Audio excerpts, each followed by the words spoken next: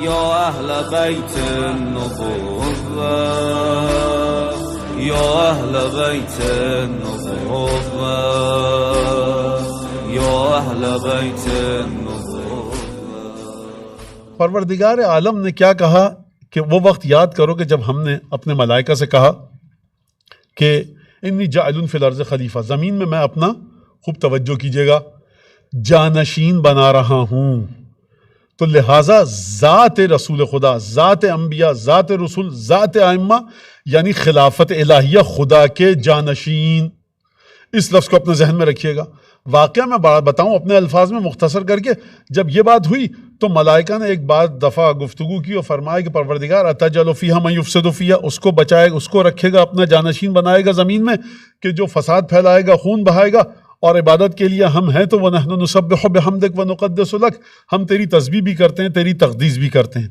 تو یہاں پر پروردگار عالم نے کیا فرمایا؟ انی عالم ما لا تعلمون، دیکھو میں جو جانتا ہوں وہ تم نہیں جانتے۔ اب یہاں سے سلسلہ چلا خلافت الہیہ کا۔ اب سورہ ہجر اور سورہ اعراف دو جگہ کی گفتگو میں آپ کے سامنے نقل کر رہا ہوں۔ فرشتوں نے کیا کہا؟ خدا کہہ رہا ہے کہ میں جانشین بنا رہا ہوں۔ فرشتوں نے اعتراض نہیں کیا کہ ہم قبول نہیں کرتے، کہا پروردگار کام تو تیرا ٹھیک ہے، بجا ہے، تو مالک ہے ہمارا، لیکن مسئلہ یہ کہ ہم اس خلیفہ اور اس جانشین کی ذات میں ایک پہلو یہ دیکھ رہے ہیں کہ یہ زمین پہ جب جائے گا تو اس کی نسل میں، اس کی ذات میں خون بہانا بھی شامل ہے اور زمین پہ فساد کرنا بھی شامل ہے، اور ہم عبادت تو کر رہے ہیں۔ پروردگار نے ان کو ڈانٹا نہیں، فہمائش نہیں کی، اپنی بارگاہ سے نہیں نکالا، بلکہ کیا فرمایا؟ کہا دیکھو جو میں جانتا ہوں وہ تم نہیں جانتے۔ تو یہیں سے بس ایک سلسلہ شروع ہوا، ظہور ظلمانی اور بطون ظلمانی، ظہور نورانی اور بطون نورانی۔ یہاں سے دو گروہ ہو گئے۔ ایک گروہ وہ کہ جس کا بطون ظلمانی تھا، یعنی اس کی ذات میں ایک کثافت تھی، آلودگی تھی، نجاست تھی۔ یہی نجاست سامنے آئی کس صورت میں؟ لم اکن لاسجد لبشر خلقتہ من صلصال من حمأ مسنون۔ فرشتوں نے کہا پروردگار اس کے ساتھ یہ پرابلم آئے گا۔ خدا ناراض نہ ہوا، لیکن جب ابلیس نے کہا کہ مجھے تو سجدہ کرنا ہی نہیں تھا اس کو کہ جس کو تو نے اپنے ہاتھوں سے بنایا، یعنی مسئلہ ہوا کیا؟ مسئلہ ہوا یہ کہ بطون ظلمانی، یعنی جس کے وجود میں ظلمت، تاریکی، اندھیرا تھا، وہ تاریک اور غلیظ فعل کی صورت میں آیا۔ سوچ شیطان کی یہ تھی کہ میں اس سے بہتر ہوں، عمل میں اس طرح سے آیا کہ سجدہ نہیں کروں گا۔ فرشتوں کے وجود میں ان کا جو وجود تھا وہ بطون نورانی تھا، ان کا باطن، ان کا اندرون، ان کی روح میں طہارت تھی۔ یہ نہیں کہا سجدہ نہیں کریں گے، کہا پروردگار دھڑکا اس بات کا ہے کہ یہ ہوگا۔ کہا کہ دیکھو تم ان کی پرواہ نہیں کرو، جو میں جانتا ہوں وہ تم نہیں جانتے۔ اب جب پروردگار عالم نے خلق کیا تو سب کے سب سجدے میں گر گئے، کیونکہ دل میں چور نہیں تھا۔ عمل جب آیا تو پاکیزگی کی صورت میں آیا۔ اچھا، اب یہاں پر اگر آپ آ گئے، اب میں آپ کو ایک چھوٹی سی اور بات بتاؤں، بڑی دلچسپ بات ہے، قرآن مجید میں ہے۔ پروردگار نے کہا دیکھو سورہ ہجر میں فَإِذَا سَوَّيْتُهُ وَنَفَخْتُ فِيهِ مِن رُوحِي فَقَعُوا لَهُ سَاجِدِينَ۔ کوئی میرا سننے والا سوچو کہ مولا علی کا ذکر کب آئے گا؟ تو سرکار یہ مولا علی کے ذکر کے سے بہت بعد کی بات ہے، آدم کی خلقت 4000 سال پہلے ہو چکا علی کا ذکر، آپ دیر سے پہنچے۔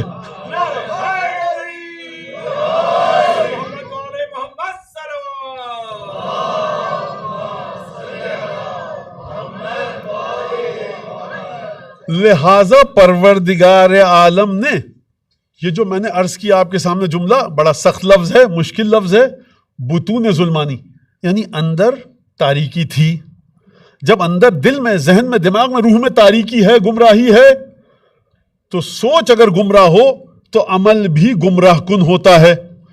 سوچ میں گمراہی تھی، کا سجدہ نہیں کروں گا۔ ان کی سوچ میں طہارت تھی، کہا پروردگار ہم سجدہ کر لیں گے۔ تو یہاں سے دو چیزیں آ گئی، خلافت الہیہ جب بھی آئے گی تو کسی کا ظہور ظلمانی دکھے گا، کسی کا ظہور نورانی دکھے گا۔ کوئی کسی چیز کو دیکھ کر اپنے نور کا اظہار کرے گا، کوئی اس کو دیکھ کر اپنی ظلمت اور تاریکی کا اظہار کرے گا۔ ظلمت اور نور وہاں پہ نہیں ہے، ہمارے وجود میں ہے کہ ہم خدا کے خلیفہ کو دیکھ کر کس طرح کے برتاؤ کا اظہار کرتے ہیں۔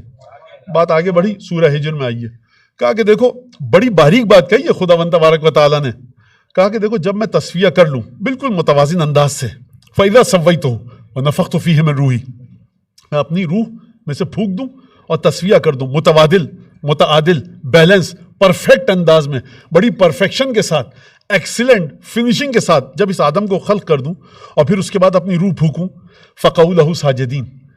خدا نے یہ نہیں کہا دیکھو پھر میں اس وقت تم کو مخاطب کر کے حکم دوں گا اب واجب سجدہ کرو. کہا کہ جیسے ہی تم یہ پورا پروسیس دیکھ لو تو سجدے میں گر جانا.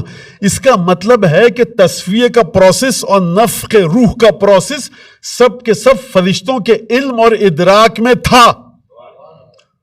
یہ بات توجہ کی آپ نے؟ جب میں آپ سے کہوں گے دیکھیے جب 11 بج جائیں میرے گھر آ جائیے گا، اس کا مطلب ہے گھڑی کی سوئیوں پر آپ کی نگاہ ہے اور آپ یہ سمجھتے ہیں کہ 11 کب بجیں گے. اب میں 11 بجے آپ کو کال کر کے نہیں کہوں گا کہ میرے پاس آ جائیے، پہنچ مت جائیے گا اتنے سارے لوگ میرے گھر، یہ میں مثال دے رہا ہوں. تو 11 بجے میرے گھر آئیے گا تو آپ نے کہا مولانا ہمیں 11 بجے کا پروسیس پتا ہے، گھڑی کی سوئیاں چلی، جب 11 پہ چھوٹی سوئی آئی بڑی سوئی 12 پہ ہم سمجھ گئے اور ہم آپ کے گھر آ گئے. تو پروردگار کہہ رہا ہے جب میں تسویہ کر لوں، پرفیکشن کے ساتھ تخلیق کر لوں آدم کی، وَنَفَخْتُ فِيهِ مِن روحی، اپنی روح پھونک دوں، فَقَعُوا، اس وقت جب یہ وقت ہو جائے، پروسیس کمپلیٹ ہو جائے تو گر جانا. یعنی فرشتے تمام کی تمام چیزوں کو دیکھ رہے ہیں، سجدے میں گر گئے اور شیطان یہ کہہ رہا لَمْ أَكُنْ لِأَسْجُدَ لِبَشَرٍ خَلَقْتَهُ مِنْ صَلْصَالٍ مِنْ حَمَإٍ مَسْنُونٍ. پروردگار مجھے تو سجدہ کرنا ہی نہ تھا اس کو جس کو تو نے اپنے ہاتھوں سے مٹی سے بنایا. بھائی دلیل تمہاری کیا؟ خَلَقْتَنِي مِن نَارٍ وَخَلَقْتَهُ مِن طِين، اس کو مٹی سے بنایا، مجھے آگ سے بنایا. مٹی میں تاریکی ہے، آگ میں روشنی ہے، آگ میں حرارت ہے، آگ میں زندگی ہے، آگ میں تڑپ ہے، آگ میں امنگ ہے. لیکن اس کے بعد علماء نے بیان فرمایا مٹی میں جو چیز رکھو مٹی گل و گلزار بنا کر نکالتی ہے، آگ میں جو چیز ڈالو آگ اس کو فنا کر دیتی ہے. شیطان آگ کی نورانیت کو دیکھ رہا تھا، مٹی کی استعداد کو نہیں دیکھ رہا تھا. وہ یہ نہیں دیکھ رہا تھا کہ پروردگار نے فرمایا یہ میرا خلیفہ ہے، تم میں سے کوئی میرا بنایا ہوا خلیفہ نہیں ہے. أَتَجْعَلُ فِيهَا مَن يُفْسِدُ فِيهَا. اب جب یہاں تک بات ہو گئی تو اب ایک سلسلہ یہ تھا، ملائکہ کی نظر سے کیا بات چھپی رہ گئی؟ انی عالم ما لا تعلمون، جو میں جانتا ہوں تم نہیں جانتے. ملائکہ کے سامنے کیا بات آئی؟ ملائکہ کے سامنے یہ بات آئی کہ دیکھو یہ میرا خلیفہ ہے. ملائکہ کے سامنے کیا بات آئی؟ یہ میرا جانشین ہے. تو اب یہ جب دو چیزیں ہو گئیں تو جس نے دیکھا کہ پروردگار عالم کا خلیفہ یہ ہے، اب جب خلیفہ یہ ہے پروسیس مکمل ہوا، وہ سجدے میں گر گئے. شیطان نے سجدہ نہیں کیا، کہا مجھے تو سجدہ کرنا ہی نہ تھا اس کو کہ جس کو تو نے اپنے ہاتھ سے کھنکتی ہوئی مٹی سے بنایا. تو سلسلہ کیا ہوا؟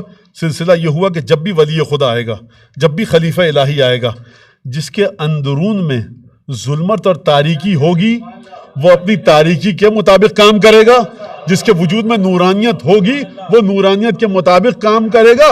خلافت الہیہ کا پہلا فائدہ یہ ہے کہ پروردگار عالم اس خلیفہ کے ذریعے امتحان لیتا ہے. لہذا فرشتوں کے سامنے بھی ایک چیز ہے اور شیطان کے سامنے بھی ایک چیز ہے. وہاں پر کوئی مسئلہ نہیں ہوا، شیطان سے کہا کہ فخرج منہا فإنک رجیم، نکل جا یہاں سے، تو مردود ہے، ہماری درگاہ سے دھتکارا ہوا ہے. یہ سارا کا سارا خلافت الہیہ کا سلسلہ. اور پھر اس کے بعد یہ خلافت الہیہ کا سلسلہ کہاں سے کہاں تک چلا؟ حضرت آدم سے شروع ہو کر ایک کے بعد ایک پیغمبروں سے ہوتا ہوا آیا، اور پھر اس کے بعد آیا تو کہاں تک آیا؟ نبی کریم تک آیا. اب سوال یہ ہے کہ کس کے سامنے جھکا جائے؟ خلیفہ الہی کے سامنے. کس کے سامنے نہ جھکا جائے؟ جو پروردگار کا نافرمان ہو، جو پروردگار کی خلافت جہاں پر نہ ہو.